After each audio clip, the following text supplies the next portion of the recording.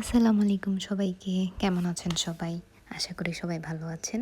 আজকে আমি আপনাদের সাথে ছোট্ট একটা ভিডিও শেয়ার করছি রান্না-বান্নার। সবসময় যেমন করি ওইরকমই।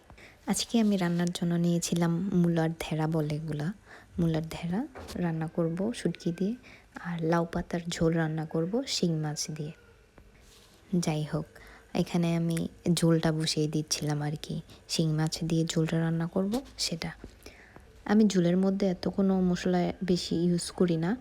আমি তো জাস্ট হলুদ, তারপরে ধনিয়া গুঁড়ো, আদা রসুন বাটা, জাস্ট এইটুকুই। আর ঝোলের মধ্যে অত বেশি মশলা দিলে পছন্দ করে না আরকি কেউ। আমার কাছেও এইভাবে খেতেই ভালো লাগে।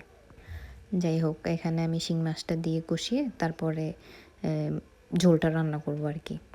এই তো দেখতে পাচ্ছেন লাউ পাতার ডুগাগুলোকে আমি আগে দিয়েছি সিদ্ধ করে, তারপরে আমি ঝোল দিয়ে দেব। আর এখানে আমি শুটকিটা রান্না করব। শুটকিটা রান্নার জন্য আমি শুটকিটা তেলে ধুয়ে নিয়েছি। এটাকে ভালো করে ধুয়ে তারপরে আমি এখানে শুটকিটা রান্না করছি।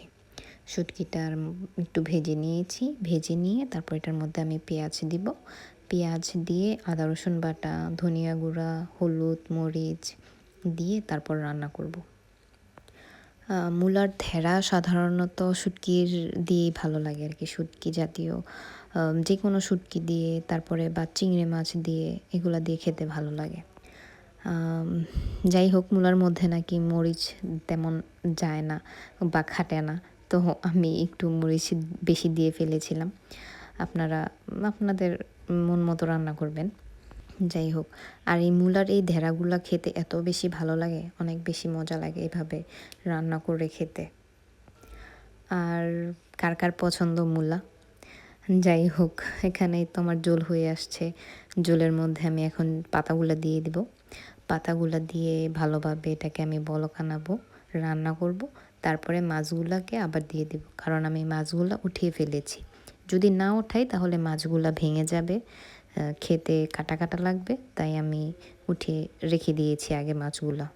শুটকিটা আমি একটু ঢেকে ঢেকে রান্না করব আস্তে আস্তে, তাহলে এটার খেতে ভালো লাগবে আর কি।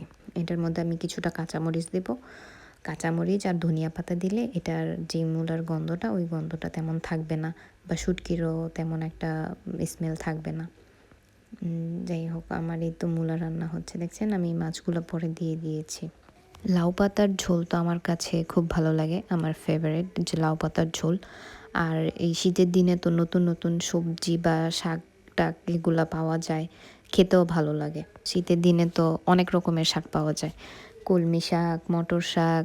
কলই শাক এখনও খাইনি, কলই শাক জানি না এখনও নামেনি।